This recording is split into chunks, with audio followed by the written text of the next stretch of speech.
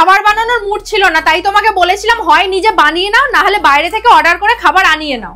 আরে কোথাও ফেঁসে গেছে হয়তো বেচারা, যাকে অর্ডার করেছিলাম। তুমি আগে একটু শান্ত হও তো। আমাকে ফোনটা দাও তো দেখি ও কোথায় আছে। উফ, এ নাও ফোন ধরো। আরে খাবার তো অনেকক্ষণ আগে পিক আপ করে নিয়েছে।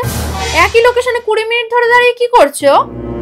এই আমাদের খাবারটা খেয়ে নেয়নি তো? 20 মিনিট তোমার কাছে খাবার দিতে আসতে দেরি হচ্ছে বলে তুমি এত বড় কথা বলে দিলে? তুমি জানো সকাল থেকে ও কি পরিস্থিতিতে আছে? হয়তো সেই বেচারাটা সকাল থেকে কিছু খাবারও খায়নি, আর তুমি না জেনে শুনে মুখে যা আসলো তাই বলে দিলে লোকের ব্যাপারে। হাট,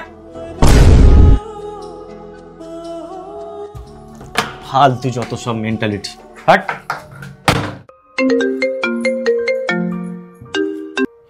হ্যালো।